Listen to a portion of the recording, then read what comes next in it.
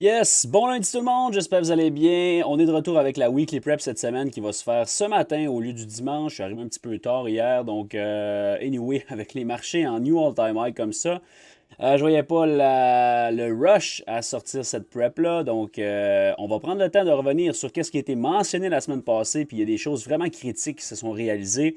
Et tu sais, le but c'est toujours d'être le plus éducatif possible dans ce genre de contenu-là. Et il y a toujours un petit quelque chose d'intéressant. Oui, ça peut sembler facile à dire par après, mais la réalité, c'est qu'on le fait à tous les semaines et je vous le donne d'avance. Donc, on va revenir là-dessus. Je trouve ça très important. Par la suite, on va regarder un peu du côté du calendrier économique. C'est une semaine très courte cette semaine. Semaine, honnêtement, qu'on va prendre très, très légèrement là, avec le congé du côté des États-Unis vendredi, mais également jeudi qui termine un petit peu plus tôt. Et on va regarder d'un point de vue technique qu'est-ce qui peut nous attendre pour cette semaine.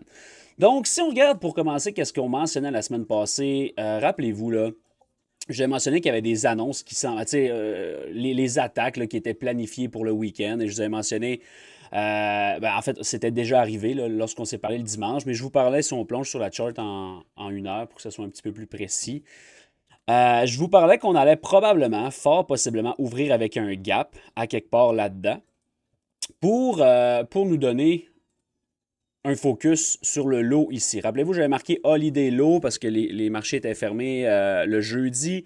C'est toujours des highs et des lows qui ont tendance à être repris rapidement lorsque le marché rouvre. On avait vu les highs être pris le vendredi, mais on avait manqué un peu de jus pour les lows.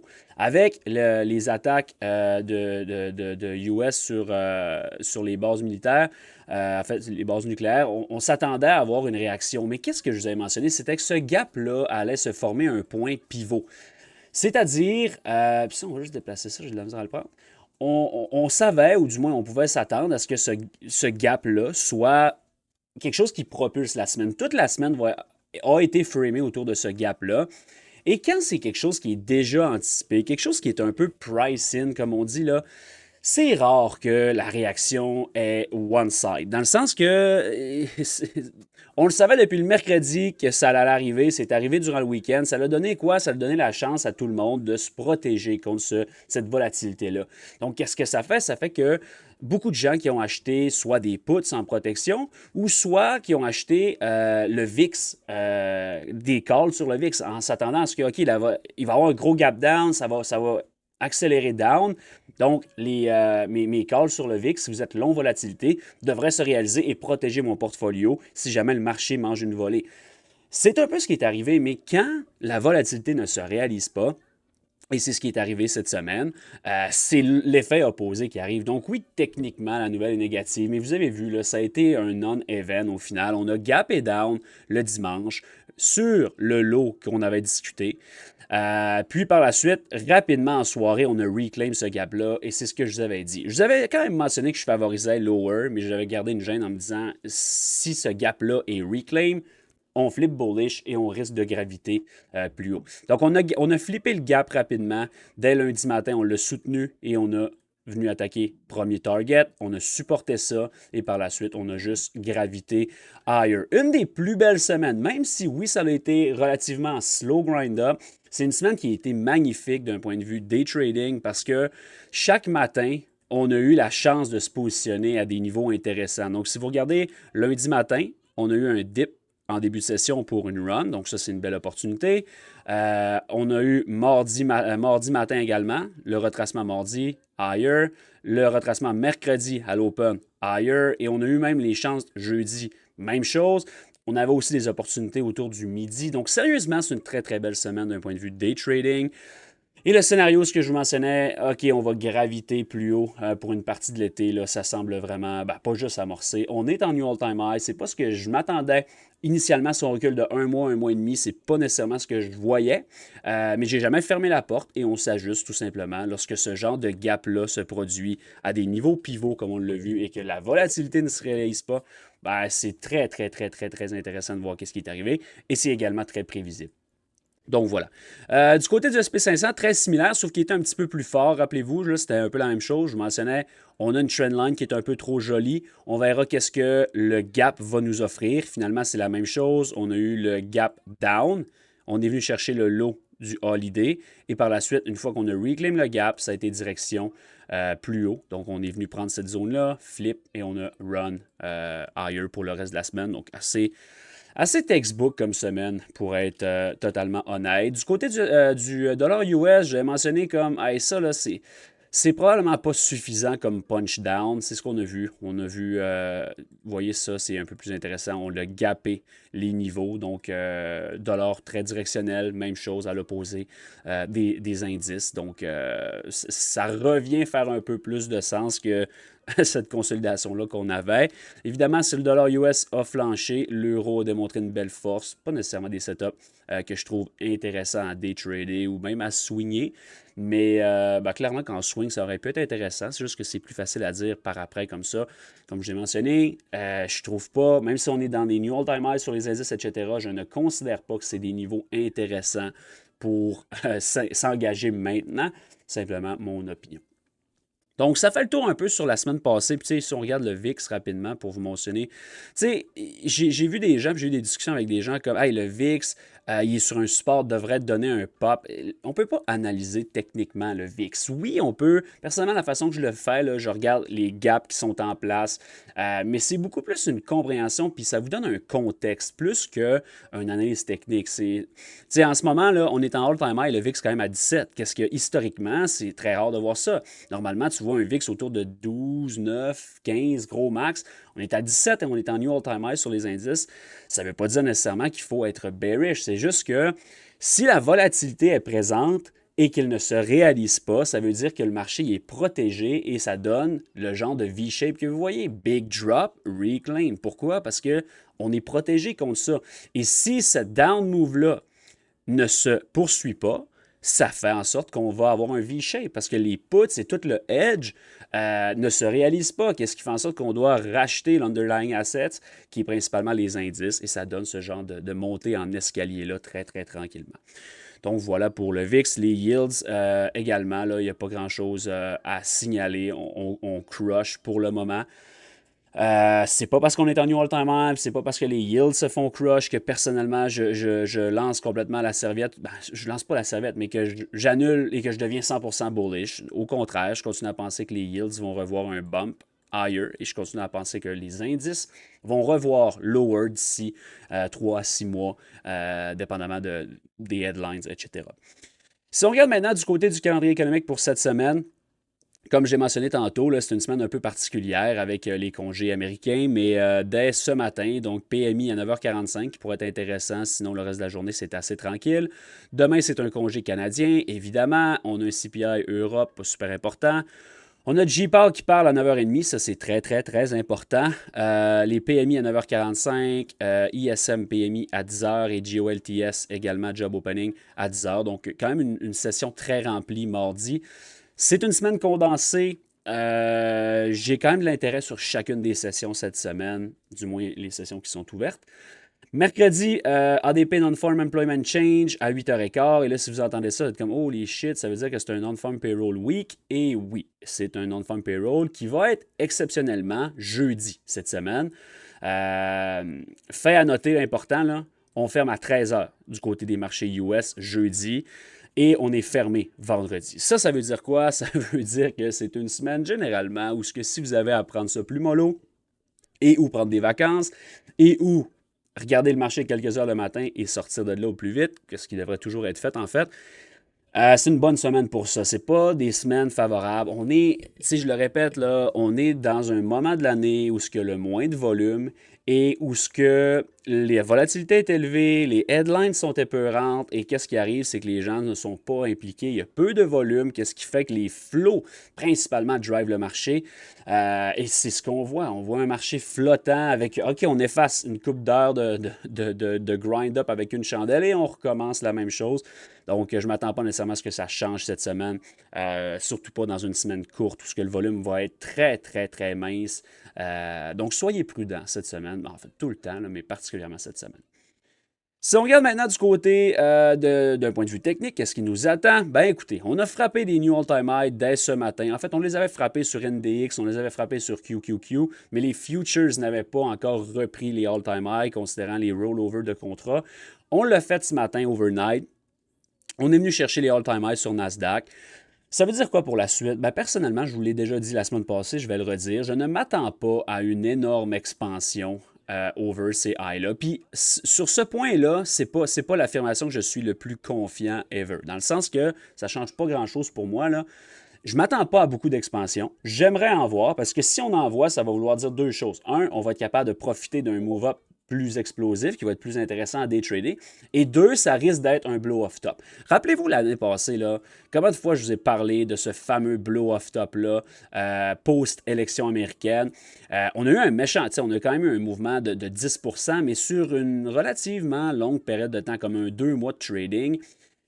Rappelez-vous, je vous parlais de vouloir voir vraiment un méga blow-off, là, vraiment beaucoup d'expansion. On ne l'a pas nécessairement vu et on a fini par topper là-dessus quand même.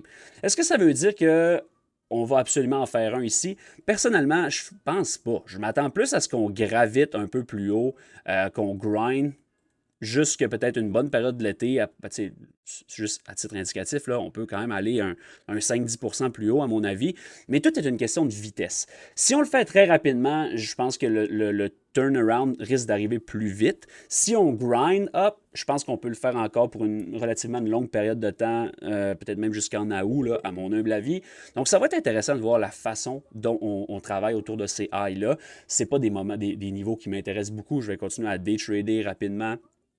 Focuser sur les sessions du matin ou une autre fenêtre après le dîner. Sinon, vraiment en mode été de mon côté aussi, un petit peu plus léger là-dedans.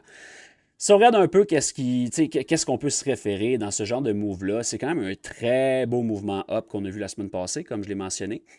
En daily, il n'y a pas grand-chose qu'on peut se référer. Le void ici, sur la chandelle du 24 juin de la Saint-Jean, ça devient vraiment ma référence pour le moment. J'aurais pas de problème à voir, on va closer juin aujourd'hui, by the way, ça pourrait être un peu weird. Surveiller ça. Mais j'aimerais peut-être voir début juillet un retracement là-dedans. Très rapide. Le problème, c'est que je viens de vous expliquer, c'est que le marché est très soutenu et c'est dur d'avoir plus qu'une ou deux red candles consécutives en 4 heures, mettons. Donc, si on n'a pas ça en 4 heures, ça va quand même être difficile d'avoir un retracement de 3% des livres, vous comprenez? Donc, ça serait quand même ma zone de référence pour le moment. Mais si je vous amène sur une chart en 1 heure pour vous donner peut-être un peu plus de jus, j'aimerais voir, peut-être même ce matin, là, le Void ici. Le Void de 18h hier soir, c'est une référence que je voudrais et je crois fort les probabilités qu'on réfère là-dedans avant de driver plus haut. Mes targets plus haut en ce moment, vu qu'on est en mode all-time high, le plan, c'est de regarder pour faire des extensions standard def, tout simplement. Il y en a une coupe qu'on peut faire. Là. Personnellement, une qui m'intéresse particulièrement, c'est celle-là sur le gap de la semaine passée.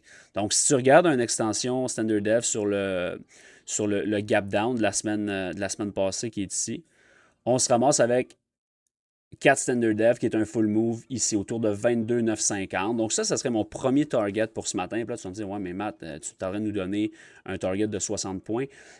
Oui, mais c'est comme ça qu'on va falloir travailler sur des new all-time high. Tu ne peux pas nécessairement holder ça en disant, OK, ça va aller jusqu'à l'infini. Il faut quand même être réaliste. Et les standard def nous aident beaucoup là-dessus. Donc, je regarderai un point peut-être tournant là-dessus. On pourrait peut-être avoir un morning pop si je vous donne une option un peu plus serrée, là, vu qu'on est lundi matin. Là. Il va y avoir beaucoup de FOMO, je crois, à l'ouverture ce matin en voyant les futures en all-time high. On pourrait voir peut-être un leg up rapide en début de session et peut-être un petit turning point ici qui se met en place pour une session un peu plus sideway ou venir attaquer peut-être le gap up qu'on a fait versus hier. Donc, ça serait ça mon plan pour ce matin, mais pour cette semaine également. Je ne m'attends pas nécessairement, vous voyez là, la précision avec quoi on a eu un dip vendredi après-midi. Ça, c'est vraiment textbook. On n'a pas beaucoup de niveaux plus bas à se référer, en toute honnêteté. Je ne m'attends pas nécessairement à ce qu'on prenne le lot de vendredi. Si on le fait, à ce moment-là, il y a des bonnes chances qu'on vienne se référer dans le void, dans des lits ici que je vous ai donné. Je regarderai la façon avec laquelle on travaille. Si on crée quelque chose, j'aime le short vers ce void-là. Mais sinon, je m'attends à ce qu'on supporte le prix dans ces 2-3 big down candles-là. Ça pourrait même chopper une coupe de jours, personnellement, je favorise une continuation. Si on a un pullback, ben, tant mieux, mais à mon humble avis, il n'y aura pas de point tournant qui se développe. Ça serait en mode acheter les dips jusqu'à preuve du contraire pour le moment. Donc, aussi simple que ça pour le Nasdaq. Si on regarde du côté du SP500, très, très similaire. De son côté, par contre, on n'a pas encore pris le all-time high. Donc, ça, c'est quand même quelque chose à considérer. Si jamais vous dites, ben, OK, je vais focuser sur l'SP500, c'est pas une mauvaise idée. Généralement, je ne vous dis pas de focuser sur le moins fort. Dans ce cas-là, je ne dirais pas qu'il est moins fort. Je dirais juste qu'il a lagué un petit peu. Mais j'aime beaucoup également le void de référence du 24 juin qui est ici. Sinon, le flip en daily. Mais si on va plus particulièrement en 1 heure, j'aime beaucoup, beaucoup le void d'hier soir, 18h. Si on a la chance de voir ça ce matin, je trouve que ça pourrait être du long qui est intéressant. Si on le flip, à ce moment-là, le prochain, si on vient jouer en dessous, à ce moment-là, le focus devient le lot de vendredi que je ne pas que je pense pas, mais pas quelque chose que je favorise actuellement. Ça peut changer vite, là, mais pour le moment, c'est pas quelque chose qui m'intéresse tant que ça. Mais si jamais on flippe ça, OK, ça devient intéressant et on regarde qu'est-ce qu'on fait en dessous de ça. Si on fait quelque chose de puissant ou on crée quelque chose, à ce moment-là, le void en daily, celui-là ici, peut devenir une référence intéressante. Donc vraiment, là, prenez ça léger également. Je le répète souvent, puis c'est plate un peu, mais c'est pas parce que vous êtes en congé, que vous avez du temps, que le marché est nécessairement favorable à se faire attaquer hard par votre stratégie ou c'est pas parce que vous avez du temps que le marché est nécessairement dans des moments qui sont favorables. Ça veut pas dire qu'il n'y a pas des opportunités chaque jour, mais il faut quand même les sélectionner, puis il faut quand même que ça fitte votre personnalité, votre stratégie, etc. Trop souvent, on essaye de toujours être impliqué, mais au final, il y a beaucoup de contexte et de comprendre. La compréhension, comme je l'ai dit, c'est la clé en trading. C'est pas juste de dire, hey, j'ai une stratégie mécanique que j'applique tout le temps. Il faut que vous sachiez quand trader, il faut que vous sachiez pourquoi vous tradez aujourd'hui, pourquoi vous ne tradez pas demain, etc. Et ça vous donne un edge qui est difficilement calculable, mais qui est tellement important. C'est également une des raisons pour lesquelles des fois vous partez sur des solides séquences, puis d'autres fois, vous partez sur des séquences complètement froides, vous n'êtes plus capable de prendre un win. Puis vous dites, non, mais je fais la même chose. Oui, mais est-ce que le marché a changé un petit peu? La réponse souvent, c'est oui. Donc, assurez-vous de comprendre cet aspect-là. On va faire un petit overview rapidement là, de qu'est-ce qui reste. Le dollar US, pour vrai, c'est difficile de l'aimer tant que ça. Là. J'attire juste votre attention sur une monthly chart par contre. Aujourd'hui, c'est la dernière journée du mois de juin. Surveillez ce void-là ici. On est en dessous en ce moment. On risque fort probablement de closer en dessous. Donc, ça va être intéressant de voir la suite. Et ça va devenir même potentiellement une référence pour un flip. Donc, est-ce que début juillet, on amorce un petit rallye pour jouer là-dedans? Si la réponse c'est oui, il n'y a pas de problème, mais on veut regarder est-ce qu'il y a de la réactivité sur un flip. Si la réponse c'est oui, à ce moment-là, on confirme une trend. Je veux dire qu'elle est déjà pas mal confirmée, là, mais même après le breakdown, on confirme un désir de vouloir driver plus bas. Qu'est-ce qui serait vraiment, qui risque d'aller attaquer cette zone-là? Donc, quelque chose à surveiller. Si on le regarde un peu plus serré pour ce matin, là, on a une coupe de gap à surveiller. Je regarderai le high de cette chandelle-là, 97,300. Si on est capable de reclaim ça, je pense qu'on peut venir attaquer ce gap-là. Pas nécessairement bullish, là, juste un certain rallye. Par la suite, la réactivité de tout ça pourrait nous amener plus bas. Comme je l'ai dit, il n'y a pas grand-chose, honnêtement, comme ligne de défense là, sur le dollar US. L'euro, lui, qui bat des nouveaux sommets également, évidemment. Là, si le dollar se fait manger, l'euro est strong. Si on le regarde en daily, il y a ce double top-là à 1,19 qui est quand même intéressant. Encore, bon, pas très loin, mais ce serait mon objectif cette semaine avec un void juste en haut. Donc, ça devient ma prochaine référence. Comme j'ai dit, c'est pas que c'est un laid price action ou un mauvais price action, mais c'est pas non plus quelque chose de no-brainer. Tu es comme, OK, c'est tellement beau, j'aurais dû le voir. Non, au contraire, là, ça grind un peu comme tout le reste. Donc, ici, c'est un peu plus beau. Là, on va se dire, la semaine passée, tout a été joli. Mais si tu regardes ça n'a pas été très, très beau. Donc, on va regarder pour peut-être un pullback qui supporte le prix sur euro pour aller plus haut ensuite. Le VIX, j'en ai parlé, il n'y a pas grand-chose à dire là-dessus. Une coupe de gap plus bas. Je ne m'attends pas à ce que la volatilité explose. Je m'attends à ce que la volatilité demeure en place, mais je ne m'attends pas de l'avoir à 12 nécessairement. Mais ça se peut que vous voyez VIX down, indice down, ça se peut que vous voyez VIX up, indice up. C'est le genre de choses un peu weird qui se passe autour de ces niveaux-là qui est très possible qu'ils demeurent un petit peu plus longtemps en place. On fait un petit tour des commodités parce que, évidemment, avec ce que j'ai mentionné la semaine passée, là, c'est un peu la même chose qui s'appliquait. Il va y avoir un gros gap et je trouve vraiment que c'est trop évident, mais quand même surveiller ça. Qu'est-ce qui est arrivé? Bon, Gold a initialement poussé très strong up avant de complètement fader. Je ne suis pas nécessairement bearish pour autant. Là. Je répète encore mon scénario que je vous ai dit, mais à partir du moment où on a donné ce dip-là, je vous ai mentionné, j'aime le long pour bâtir une position. Mais je ne vous ai pas dit, j'ai dit en fait, je pense pas qu'on s'en va vers une méga run higher. Je pense vraiment qu'on va créer un range qui risque d'être en place pendant plusieurs mois, plusieurs semaines. C'est une consolidation qui est le bienvenu. Personnellement, je suis demeure bullish sur Gold tant qu'on ne vient pas blower comme cette zone-là. Fait qu'il y a encore pas mal de place là. Mais c'est sûr qu'il faut quand même qu'on trouve un certain support sur certains niveaux. Je vous donne un setup que je vais surveiller cette semaine et peut-être même dès ce matin. Si on a la chance de voir un higher high en début de session, c'est peut-être un short qui m'intéresserait autour de 32,26. Donc on verra comment que ça vieillit et je ne sais pas si je vais prendre ce setup-là. Mais c'est quelque chose qui m'intéresserait là, pour ce matin. Je targeterais ça ici à 32,75. Donc ça, c'est un trade là, comme de quand même pas mal de points là, qui pourrait être intéressant selon qu'est-ce qu'on fait. Quelque chose qui est un peu plus intéressant, oui puis non. Mais le crude oil, tu sais, je l'ai donné la semaine passée, puis je vous ai donné aussi le fait que c'était un des plus beaux setups que j'ai vu depuis longtemps. Puis je le pense encore. Puis c'était ma même réflexion, dans le sens que il va y avoir une réaction et tu ne veux pas que ça devienne un exhaustion gap. En ce moment, on semble vouloir avoir fait un exhaustion gap, donc une dernière puff avant de s'écrouler.